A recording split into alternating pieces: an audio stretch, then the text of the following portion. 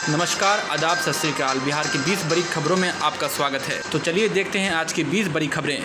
मायावती का नीतीश कुमार पर वार, बोली SC/ST के लोग बहकावे में ना आए, ये हिसाब किताब का समय।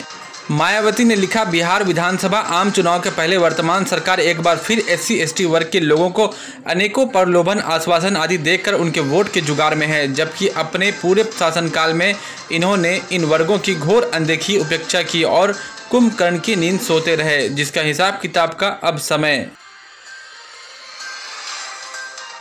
UDA के संयोजक यशवंत सिन्हा का ऐलान, बिहार चुनाव में 243 सीटों पर स्वच्छ छवि वाले उम्मीदवार उतारेंगे। पूर्व वित्त मंत्री व यूनाइटेड डेमोक्रेटिक अलायंस के संयोजक यशवंत सिन्हा ने कहा कि स्वच्छ भारत के लिए स्वच्छ राजनीति की जरूरत है। बिहार चुनाव में अलायंस अपने सहयोगियों के साथ सभी 243 सीटों पर उम्मीदवार उतारेगी। इसके लिए जल्द ही सीट तय होगी। बिहार विधानसभा चुनाव 2020, कांग्रेस प्रभारी गोहिल बोले, महागठबंधन में सीट बंटवारे पर दिक्कत नहीं। बिहार कांग्रेस प्रभारी सह राज्यसभा सांसद शक्ति सिंह गोहिल ने कहा कि महागठबंधन में सब कुछ ठीक है। कहा कि सभी सहयोगी एकजुट हैं और पूरी मजबूती से NDA सरकार को उखाड़ फेंकने के लिए तत्पर हैं। खुल रही है साजिश की परतें, सुशांत के खाने में धोखे से ड्रग्स तो नहीं देते थे सौविक और सैमुअल। सुशांत सिंह राजपूत के प्रकरण में नारकोटिक्स कंट्रोल ब्यूरो ने जिस सौविक चक्रवर्ती और पूर्व कर्मी सैमुअल मिरांडा को गिरफ्तार किया है, उन पर पटना के राजीव नगर थाने में भी केस दर्ज करवाया गया था। उसी केस में रिया और उसके पिता इंद्रजीत चक्रवर्ती के अलावा श्रुति मोदी का नाम भी है। अब सवाल ये भी उठने लगे हैं कि क्या सुशांत के रुपए को रिया और उसका भाई महंगे और विदेशी ड्रग्स के लिए खर्च करते थे। पटना में पुलिस ने छापेमारी के दौरान मुठभेड़ में शराब माफिया को मार गिराया, इलाके में तनाव। बिहार की राजधानी पटना के सचिवालय थाना क्षेत्र में पुलिस ने मुठभेड़ के दौरान एक शराब माफिया को मार गिराया है। मिली जानकारी के अनुसार गर्दनी बाग थाना क्षेत्र के 1 नंबर रोड पर गुप्त सूचना के आधार पर पुलिस शराब माफिया के यहां छापेमारी के लिए गई थी, मगर शराब माफियाओं ने पुलिस पर हमला कर दिया और कुछ पुलिस कर्मियों को पीटना शुरू कर दिया। घटना की गंभीरता को देखते हुए पुलिस को फायरिंग करनी पड़ी, जिसमें एक शराब माफिया की मौत हो गई। घटनास्थल पर तनाव की स्थिति बनी हुई है। गया में अपराधियों ने राजद नेता की 30 लाख की गाड़ी फूंकी, राजनीतिक साजिश की आशंका। गया में अपराधियों ने राजद जिलाध्यक्ष की 30 लाख की गाड़ी फूंक डाली और मौके से फरार हो गए। दोनों अपराधी नकाबपोश थे और हाथ में पिस्टल लिए हुए थे। सुबह जब राजद नेता मुर्शीद आलम उठे तो देखा कि उनकी गाड़ी में आग लगी है। फिर घर वालों ने तुरंत पानी डालकर आग बुझाई। CCTV फुटेज खंगाला तो पूरा मामला सामने आ गया। 2.20 अरब चुनाव खर्च का हिसाब जिलों में अटका, महालेखाकार ने जताई आपत्ति। पिछले कई चुनाव के खर्चों का हिसाब नहीं देने के कारण इस विधानसभा चुनाव की राशि अटक सकती है। ऐसे में चुनाव का संचालन अधिकारियों के लिए कड़ी चुनौती बन जाएगी। कई जिलों ने पिछले चुनाव के लिए मिली राशि का DC बिल जमा नहीं किया है। महालेखाकार ने इस पर आपत्ति जताई है।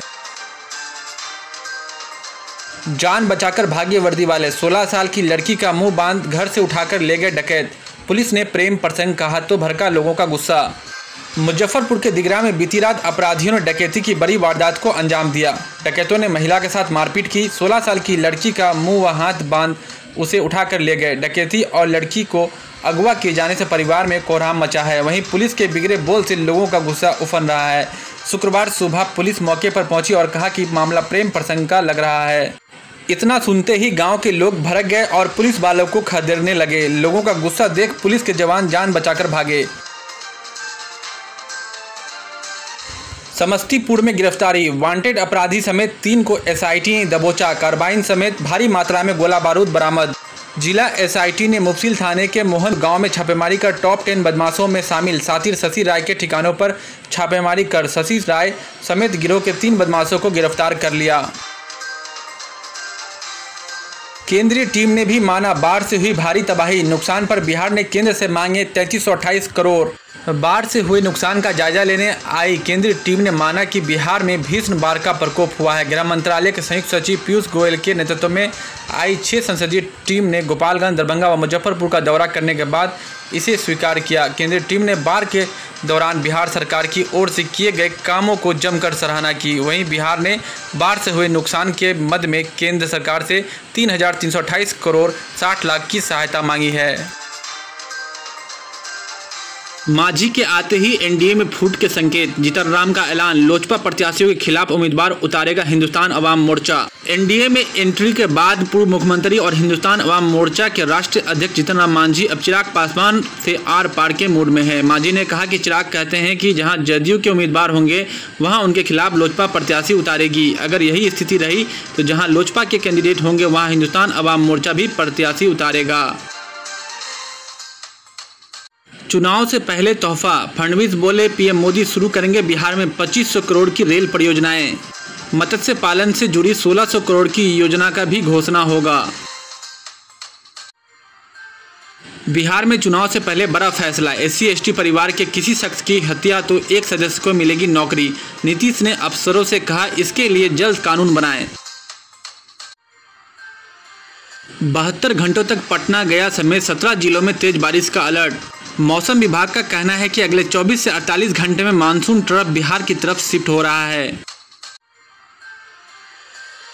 चुनाव पूर्व दावा, नीतीश की वर्चुअल रैली में 26 लाख से अधिक लोग जुड़ेंगे, टूटेंगे सभी रिकॉर्ड। 1500 कार्यकर्ता लोगों को जोड़ने में जुटे हैं। जदयू मीडिया सेल के प्रदेश अध्यक्ष डॉक्टर अमरदीप ने कहा है कि 7 सितंबर को होने वाली मुख्यमंत्री नीतीश कुमार की वर्चुअल रैली जनसभाओं के सारे कीर्तिमान को ध्वस्त कर देगी। मोबाइल और लैपटॉप पर लगातार पढ़ाई और काम करने वालों को हो रहा है नोमोफोबिया। रात में भी अचानक उठ चेक करने लगते हैं मैसेज। बेचैनी, सिरदर्द, सांस लेने में तकलीफ, काल्पनिक दुनिया का आभास, याददाश्त में कमी की भी हो रही है शिकायत।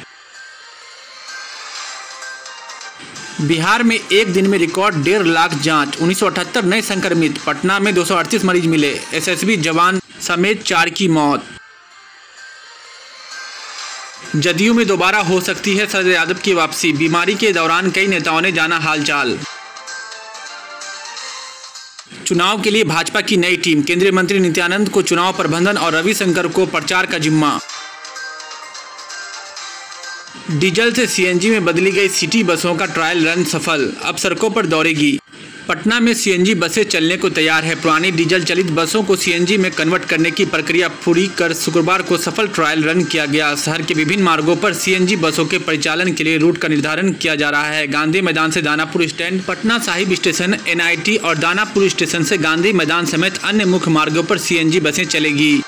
तो ये थे अब तक के मुख्य समाचार। मिलते हैं अगले समाचार में। अगर आप देश दुनिया की खबरों से रूबरू होना चाहते हैं तो RS न्यूज़ को ज़रूर सब्सक्राइब करें और हाँ, बेल आइकन को दबाना ना भूलें ताकि न्यूज़ का नोटिफिकेशन आपको मिलता रहे।